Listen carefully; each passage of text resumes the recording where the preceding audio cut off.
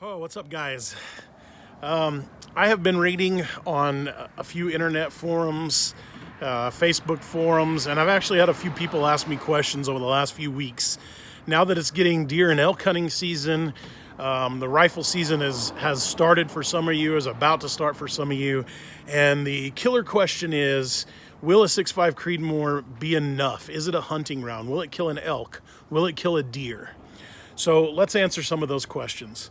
I know there's some gunsmiths floating around on there on YouTube that are saying it was designed to be a target round and it's not made to hunt, and the 6.5 is not made to hunt.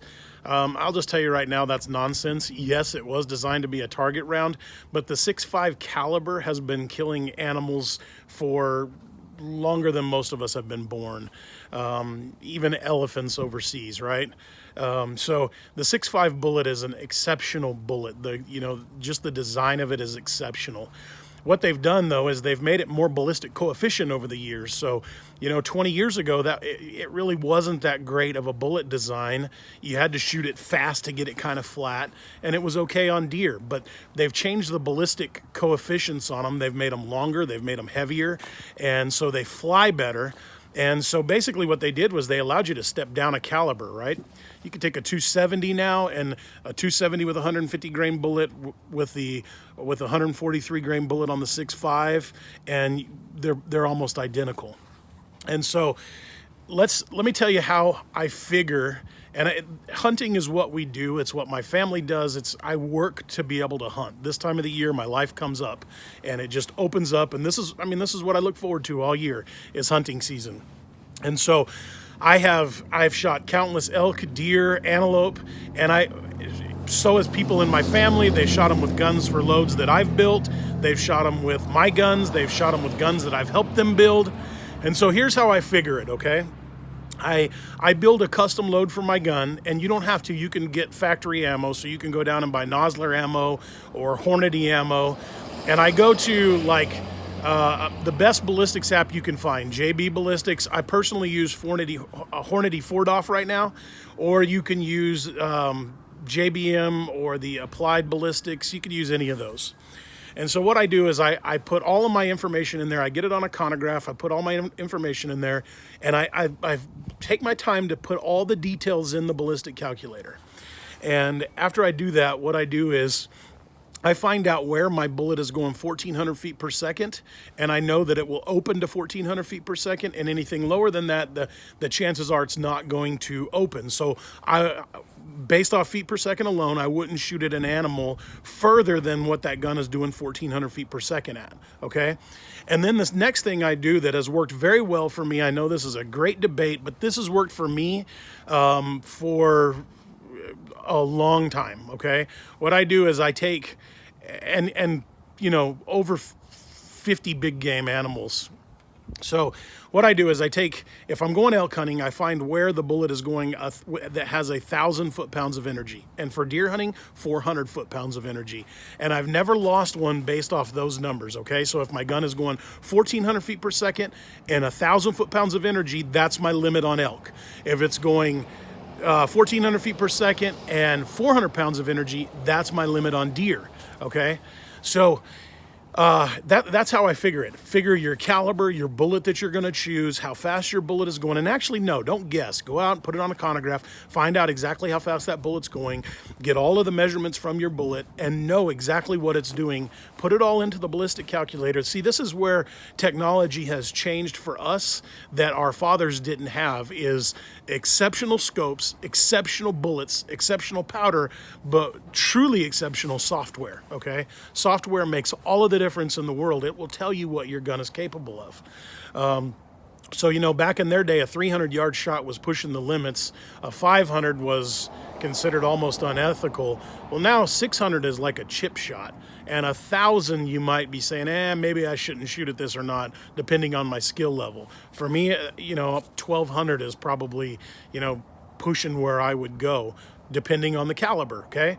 But, so let's go back to the 6.5 Creedmoor. 6.5 Creedmoor, pretty easy to get all of that information, put it inside the Hornady 4DOF. I'm choosing the 143 ELDX, and then roughly those numbers are 600 yards on elk, and about 900 on a deer, right? And I have hunted the mountains the majority of my life, and in the last 6 years since I've really been into long range hunting, what I have done is I've started to just look around and I say, okay, where am I seeing animals at and how far are they away from me? And I will tell you, the vast majority of my long range shots where I'm on one ridge line looking to another are 600 yards. I would say that's the vast majority, and I can always sneak to 600 yards. But 600 yards just seems to be it. Now, I have made some further shots than that. And so there are chances you'll see them further, but I'd say that, the biggest 85% of the time I'm seeing game animals at 600 yards. And the cool thing is at 600 yards, you can have a conversation like we're having now and not scare them off because they don't know that you're there, right? So 600 yards on an elk with a 6.5 Creedmoor, I'll take that shot all the time. I have a buddy that killed one at 821 yards with a 6.5 Creedmoor, so you can stretch it out further with a perfect shot. But I'm always more concerned with, if I don't make a perfect shot, if that animal steps and I shoot through it, I want to break it down to where it'll hold there for a second so I can put another round in and fire another shot. Because I don't want to chase that animal for miles and miles. I don't want that animal to suffer for miles and miles. I just want to hit him and he fall, and if he doesn't, hit him again really fast. And so I like that the hunting bullets will break them down, and I like that if you're within that range of 1,400 feet per second and 1,000 foot-pounds of energy, they'll usually give you another shot if you didn't make a great shot your first shot. So that's how I choose. That's how I choose my calibers, where I would shoot and how I would shoot them. You say, would you shoot a 6mm Creedmoor at an elk? Yeah. What I would do is I'd find out where that is, and if it's 400 yards, that's the furthest I would shoot at that elk. And that's where you say, well, crap. Why don't I shoot a 243? Well, you can. I've got a buddy who killed one at 490 yards with a 243. But for me, I look at it and I say, it might only be a 400-yard gun. And what happens if I see that elk at 600? Or what happens if I see him at 800? So that's why I might choose a different gun. But all of them will work, right? So find out where that foot-pounds of energy is and where the speed is, and then make your decision on whether or not you're going to be able to use that cartridge for it. All of them will work, but find your distance, okay? For most people, if you've got a regular 3x9 scope on there or a 4x12 and you don't really know how to dial, hey, that 6.5 Creedmoor will kill that elk at 300 yards deader than a hammer. It'll kill a big trophy 400 class bull, so don't be afraid of it, okay? If I was going after a big trophy 400 class bull, would I shoot a 6.5 Creedmoor? No, it probably wouldn't be my choice. I might choose a 6.5 PRC. I do like the lower recoil versus the big heavy magnums. And I think the new 6.5 SOMs, 6.5 PRCs, those guns have kind of really held their own against those big magnums. But anyway, don't let anybody tell you that a 6.5 Creedmoor won't work. Every gun will work. It just depends on how far that gun will let you go. And that's the most important part. So remember, 1,400 feet per second, 1,000 pounds of energy on an elk, 400 pounds of energy on a deer, and just kind of make those size games go with you, right? A moose, I might want to have 1,500 pounds of energy. A moose will stand there, though. A moose is not like an elk where they're going to run.